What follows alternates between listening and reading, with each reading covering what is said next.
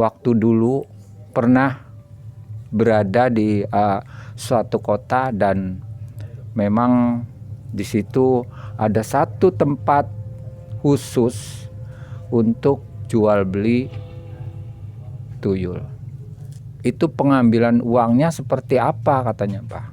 Yaitu kalau tuyul kelas 3 uangnya 5.000, 10.000 sampai 20.000. Dan pada waktu itu yang super ini harganya mencapai sekitar 10 juta. Jadi yang super ini bisa mengambil 100 dan juga 50.000. Assalamualaikum warahmatullahi wabarakatuh. Selamat malam sobat pengulas malam. Mudah-mudahan di malam hari ini kalian semua dalam keadaan sehat walafiat, dimudahkan segala urusan dan dijembarkan rezekinya. Kali ini saya akan coba bercerita, dan kebetulan ini juga adalah satu kisah nyata ya. Ini terjadi memang belum lama ini. Kira-kira beginilah ceritanya. Pada suatu hari tahun 2019 ini sempat saya bertemu dengan teman lama saya. Pada waktu teman saya bersama-sama di sekolah SMU dulu. Memang pada umumnya pada waktu saya bersekolah di SMU itu terjadi banyak etnis dari Tionghoa, sebab saya dulu sekolah di SMU Kristen. Pertemuan itu memang tidak sengaja. Dikala saya lagi jalan-jalan bersama keponakan, bertemulah saya dengan rekan dulu yang bernama si Ido. Nah, si Ido ini sempat ngobrol dengan saya. Gimana Kibayan, katanya. Apa Kibayan nih selama ini memang sudah lama sekali ya tidak bertemu dengan si Ido ini, dengan saya, katanya. Ya mungkin ya maklumlah, walaupun kita ini hidup dalam satu kota, memang mungkin karena satu kesibukan sehingga kita ini jarang bertemu. Iya memang betul, kata si Ido. Kita memang karena banyak kesibukan yang dijalankan masing-masing, sehingga otomatis kita jarang bertemu. Dan ini adalah satu kesempatan yang mungkin sudah lama sekali kita baru bertemu kembali. Kemudian si Edo ini menanyakan kepada saya, apa nih kira-kira Kibayan kegiatan sehari-harinya? Ya itu Dok, kayak kata saya lagi berusaha membuat satu YouTube di Mengulas Malam. Dan saya juga balik bertanya kepada dia, gimana Dok? Edo sendiri apa nih kegiatannya? Kemudian dia menjawab, memang saya bekerja di sebuah PT yang berada tidak jauh dari Cirebon. Dan langsung si Ido ini menyatakan kepada saya, ya sudah, kalau memang Kibayan ini menggeluti dunia YouTube, ada gitu satu pengalaman yang membuat saya sampai sekarang istilahnya merasa bersalah. Loh, kata saya, emang kenapa Dok? Kok bisa merasa bersalah? Jadi begini Ki Bayan ceritanya. Saya memang punya seorang adik. Ya, kita sebut aja namanya si Herman. Jadi kehidupan si Herman ini memang sudah berumah tangga. Dia mempunyai satu orang anak laki-laki. Dari kehidupannya sehari-hari memang selalu katanya serba susah. Dia pernah berusaha berjualan kuliner di pinggir jalan, dan memang tidak lama ya, itu selang 1 bulan dia selalu mengalami kerugian. Dan dari situ dia pindah lagi. Bahkan dia pernah menjadi seorang kuli gendong.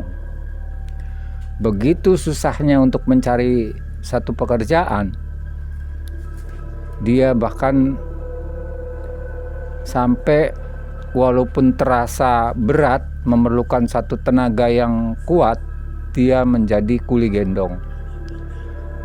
Dari hari ke hari dia menjalankan aktivitasnya sebagai kuli gendong. Dan tidak lama itu pun hanya 1 bulan. Dan ternyata dalam 1 bulan ini memang tidak banyak dia bekerja ya.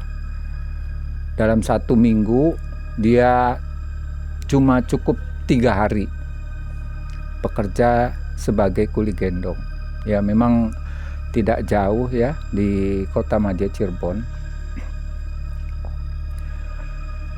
Kemudian setelah menjalani kuli gendong, itu dia merasa begitu capek sekali. Sampai-sampai ya, sepulang dia dari kerja itu dia bisa langsung tidur karena mungkin terlalu capeknya bekerja sebagai kuli gendong. Dan itu pun berlangsung cuma 1 bulan, karena yaitu tidak mencukupi kebutuhan rumah tangganya. Itulah si Herman ini mencari pekerjaan dimanapun. Dia mencari informasi baik dari teman-temannya ataupun dia melamar ke satu perusahaan ataupun PT, dan ternyata hasilnya nihil ya. Jadi untuk menutupi kebutuhan sehari-hari, si Herman ini ya pinjem sana, pinjem sini. Itu pun meminjam kalau orangnya memberi ya.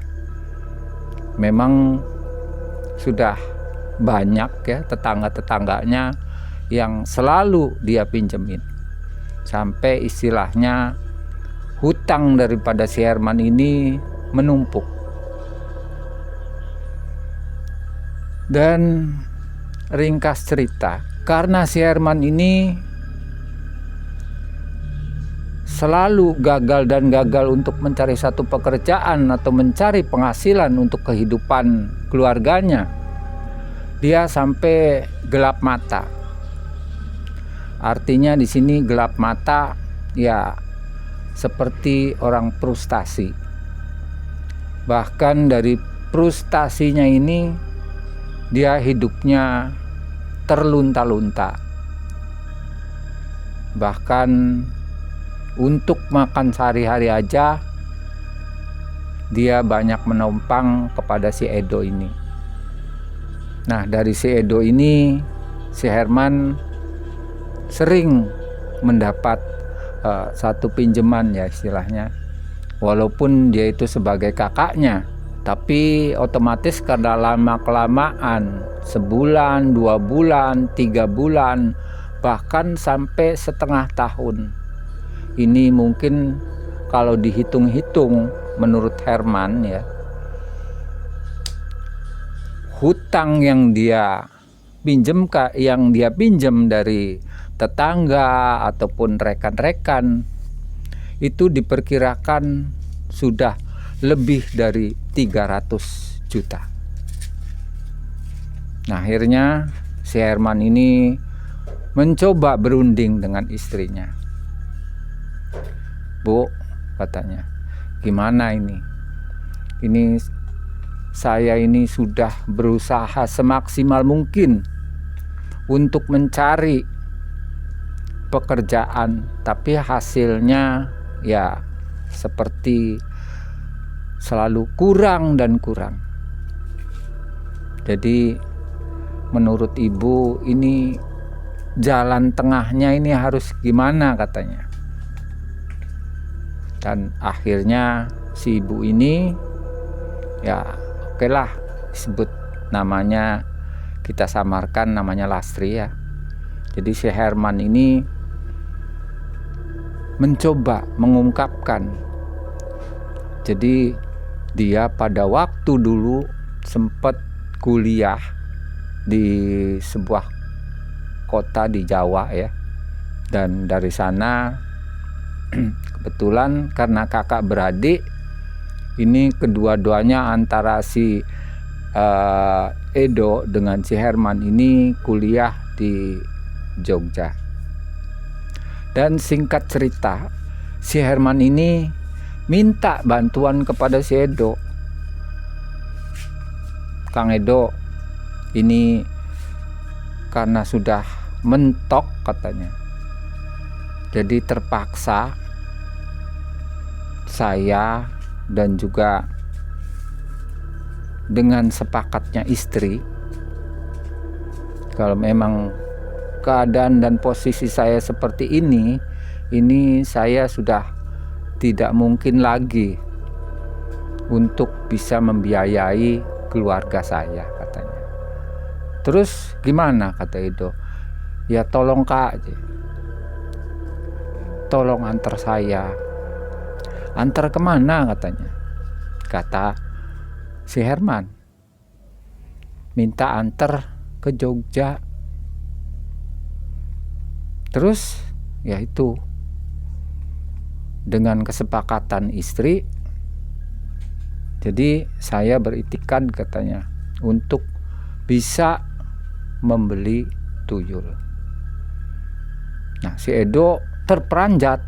Loh, kenapa sampai begitu? Ya mau gimana lagi Kak? Ini saya usaha sudah kesana kemari berjualan, selalu rugi.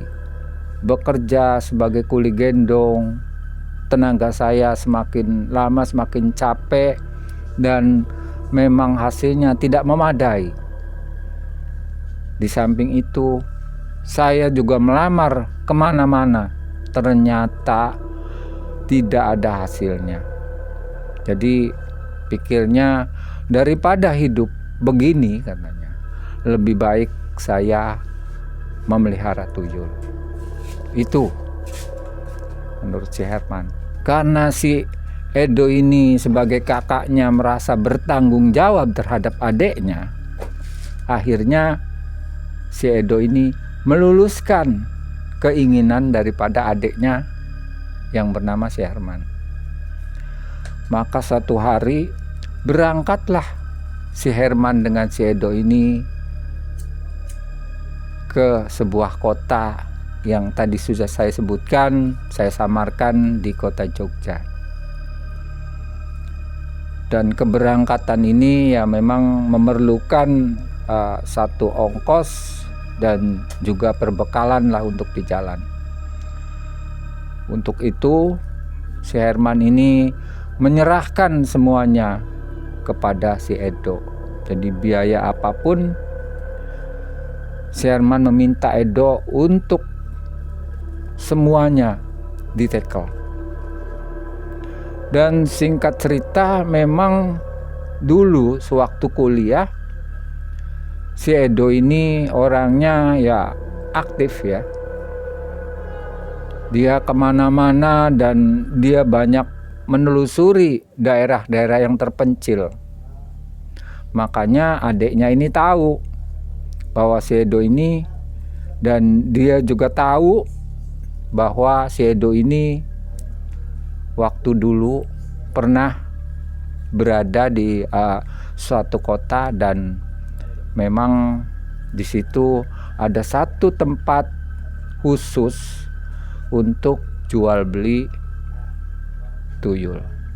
Dan singkat cerita, menemuilah si Edo dengan si Herman ini menemui satu juru kuncen yang berada di satu tempat tersebut.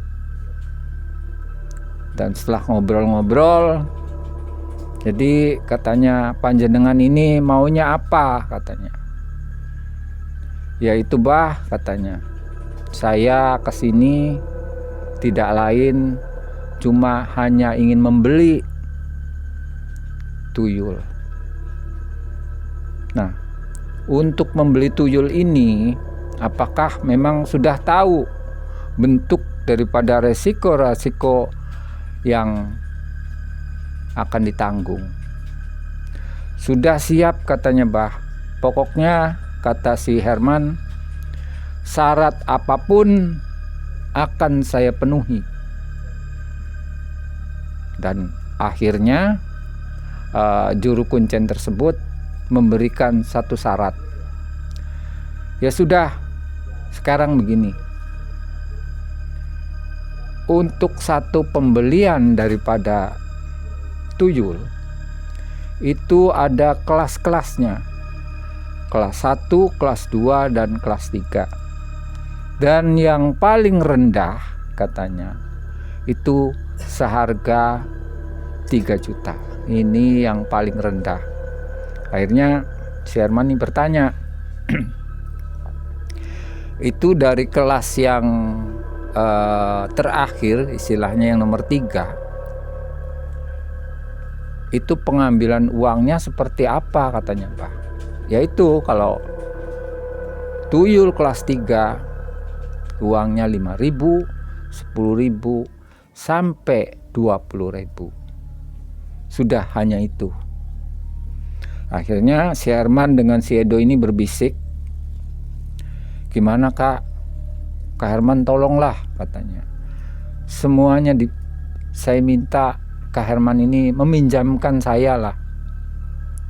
Akhirnya dengan sangat terpaksa ya, si Herman ini memberikan apa yang Herman minta.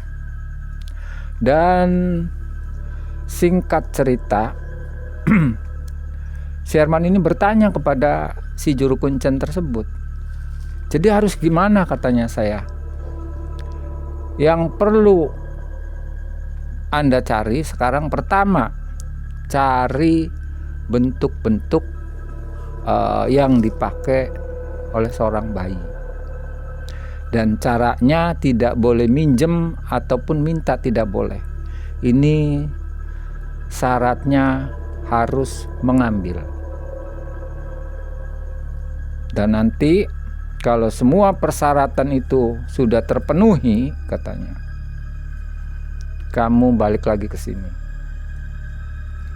Dan yang terakhir, ini memang sangat-sangat berat. Jadi harus mencari air yang orang mati belum dewasa, artinya boleh dibilang yang masih bayi lah. Jadi airnya sekalian dibawa ke sini. si Herman ini dengan informasi yang diberikan oleh si juru kuncen tersebut atau orang paranormal ini, dia merasa gembira, sangat gembira sekali, karena semua kebutuhan apa yang dia mau ini akan terwujud dengan sendirinya. Memang jarang sekali ya orang yang membeli tuyul ini gagal, tidak seperti dengan persyaratan-persyaratan yang lain. Dan untuk itu si Edo dan si Herman ini segera kembali pulang. Si Herman mencari untuk popok bayi ataupun selimut bayi ataupun kaos kaki bayi, semuanya dia istilahnya mencari untuk mencuri kesempatan untuk bisa mengambil barang tersebut. Dan mungkin faktor kemujuran daripada si Herman ini, akhirnya persyaratan ini itu sudah dia dapatkan. Dan singkat cerita,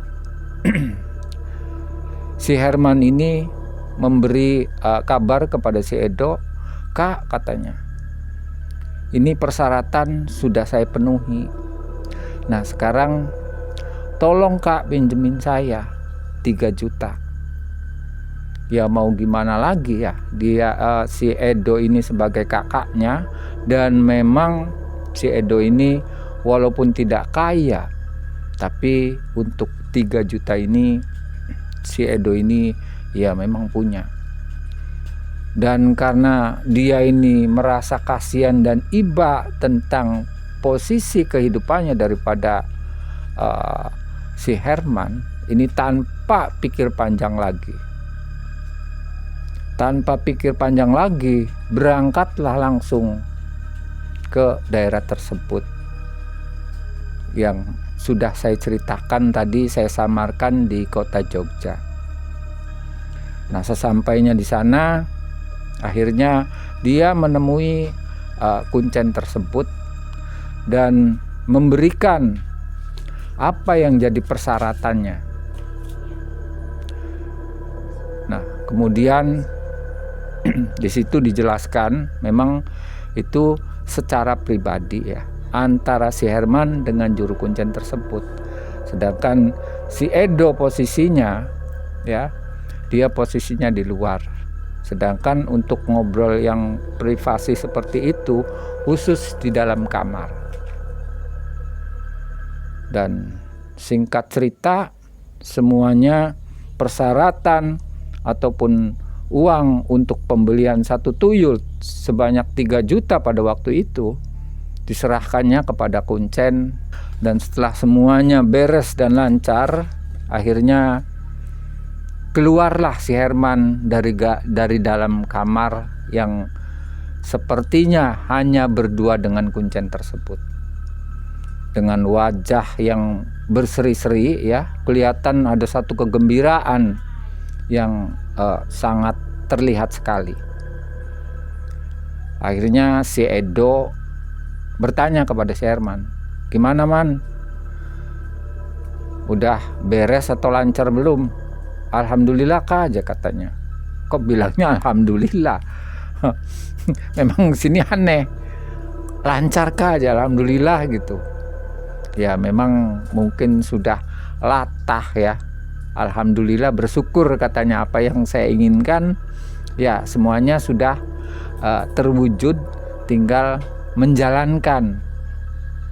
Akhirnya setelah pembicaraan tersebut selesai, maka pulanglah si Herman dengan si Edo ini.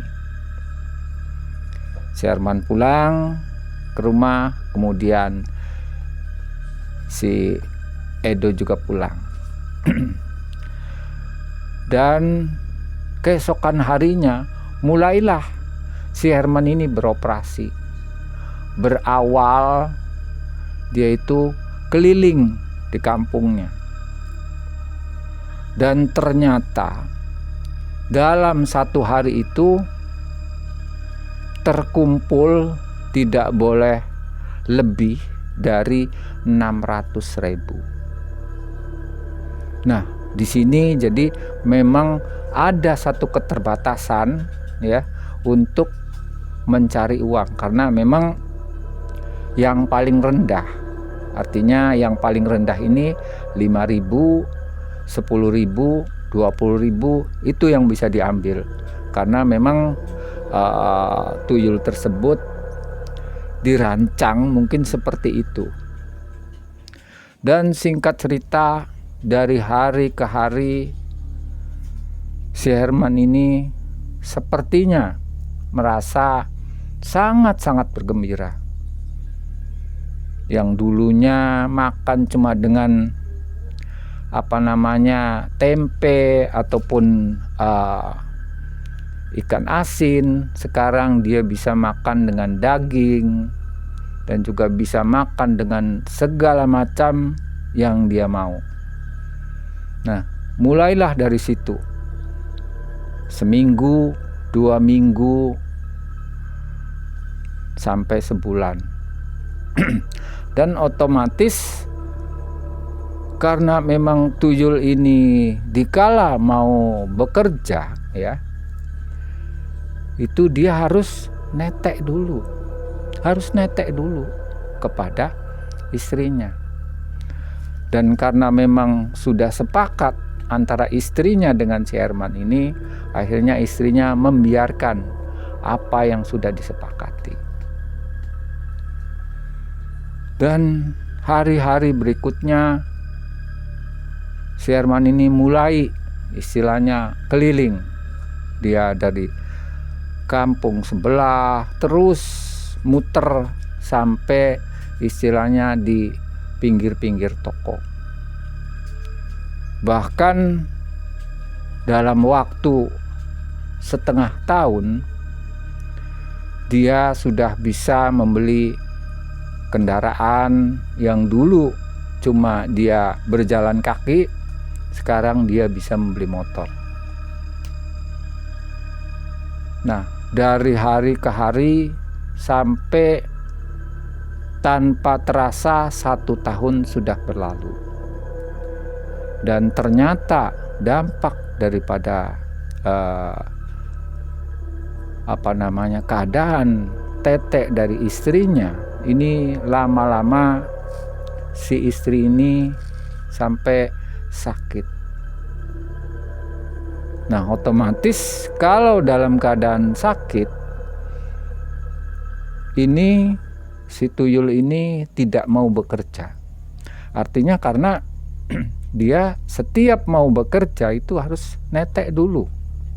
Karena posisinya istri daripada si Herman ini lagi sakit, otomatis ya dia nggak ngeh gitu untuk memberikan susunya. Otomatis ya libur. Setahun sudah berlalu, kemudian 2 tahun ya, sampai singkat cerita istrinya ini sampai meninggal karena sakit yang diderita. Mungkin ya istilahnya diambil terus ya susunya, sehingga sakit dan meninggal. Dan setelah meninggal daripada istrinya, si Herman ini merasa shock. Artinya merasa shock karena dia otomatis tidak bisa menghasilkan uang, karena yaitu tadi si tuyul ini harus netek dulu sebelum dia bekerja. Dan kesimpulannya ya memang harus mencari istri baru. Nah, ini otomatis karena mencarinya istri baru ini tidak semudah membalikan telapak tangan.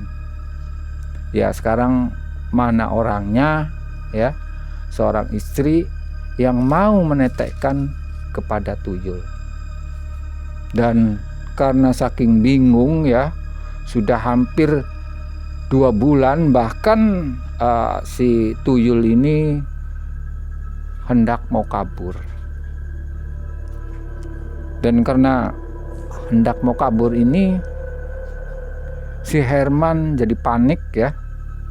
Jadi dia mencari istri yang istilahnya terbelakang lah. Artinya yang terbelakang, yang agak idiot.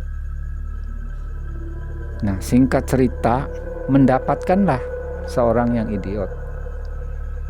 Karena memang orang idiot ini tidak mau pikir panjang, mungkin karena mungkin bodoh ya. Akhirnya menyetujui, dan memang untuk masalah makan ataupun kendaraan segala macam, si Herman memang sudah punya. Bahkan dari perjalanan istri yang kedua ini sampai berjalan sekitar mungkin 3 atau 4 bulan. Ini tanpa mungkin sepengetahuan si kakaknya, si Edo, dia pergi lagi ke Jogja untuk membeli lebih daripada 1. Ternyata dia membeli yang super. Dan pada waktu itu yang super ini harganya mencapai sekitar 10 juta. Jadi yang super ini bisa mengambil 100 dan juga 50.000. Itu yang paling besar. Dari ke hari ya, itu penghasilan daripada si Herman ini itu bisa mencapai dalam sehari ini ratusan juta. Karena memang tuyul yang dia beli kemudian itu harganya 10 juta. Nah, mulailah si Herman ini mempunyai karakter dan watak yang berbeda. Dari mulai dia seorang yang nggak punya, tapi sekarang dia sudah banyak membeli rumah, bahkan tanahnya di mana-mana. Dan tetangganya sendiri ya sebetulnya merasa curiga, tapi berhubung dari tetangga ini dulunya Herman ini orang pengusaha, ya makanya percaya aja. Nah, pernah pada suatu hari si kakaknya ini, si Edo ini menyambangi adiknya. Dan setelah ngobrol-ngobrol seperti biasa, si Herman ini bertanya, "Gimana Kak keadaannya? Pada sehat semua?" "Iyalah, alhamdulillah," katanya, "di rumah sehat semua." Dan kebetulan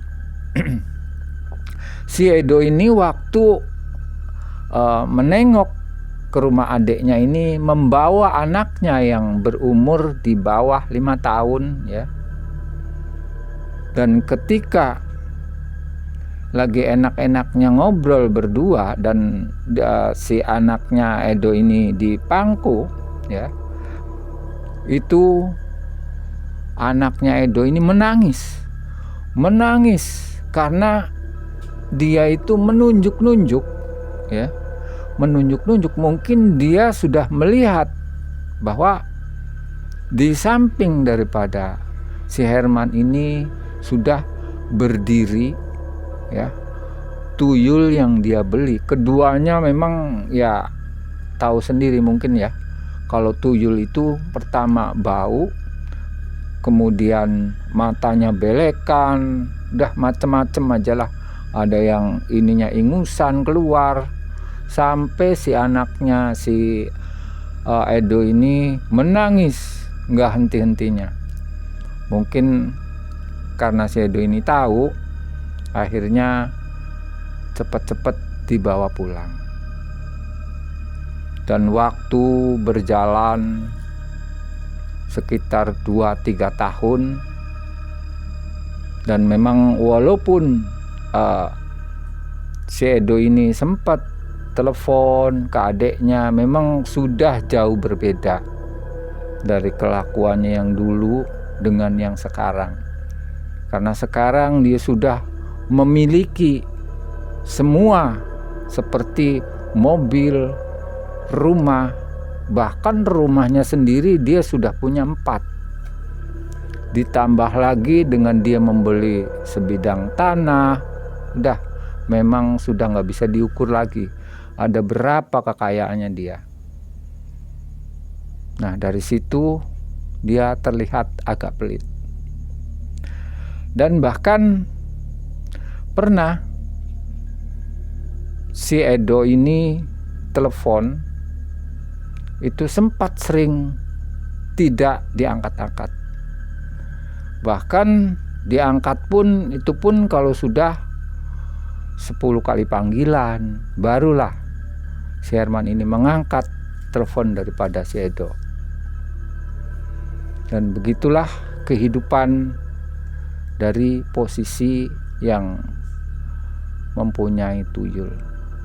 Jadi ciri-cirinya kalau orang yang mempunyai tuyul, ya, itu biasanya dan pada umumnya itu tangan satu diletakkan di saku, ya, entah sebelah kiri atau sebelah kanan. Kemudian tangan yang satunya dibiasakan ya seperti biasa. Nah, ini posisinya selalu seperti ini. Ataupun dia suka ke belakang. Nah, itu tandanya kalau ke belakang dia sedang menggendong. Nah, itu. Jadi ciri-ciri daripada orang yang mempunyai tuyul ketika dia sedang beroperasi, yaitu ciri-ciri daripada tangannya ini suka masuk ke dalam sakunya. Demikianlah Sobat Mengulas Malam, satu cerita kisah nyata yang telah Edo sampaikan kepada saya. Dan walhasil itu Edo ini mempertanyakan kepada si Herman ini, "Man," katanya, "ini istri kamu sudah berapa yang mati atau yang meninggal?" Herman menjawab, "Ini sudah 6 kali, Kak," katanya. 6 kali istrinya meninggal. Itu dengan dengan kurus kering istrinya, istilahnya disedot air susunya, ya. Akhirnya ya itu mungkin sebagai tumbal atau korbannya, ya. Otomatis lama kelamaan ya gak kuat dan meninggal. Itu terjadi sampai 6 kali ganti istri. Nah, demikianlah Sobat Mengulas Malam. Mudah-mudahan dari cerita ini bisa membawa satu hikmah kepada Anda semua. Dan akhirul kata, mohon maaf segala kekurangan. Wassalamualaikum warahmatullahi wabarakatuh.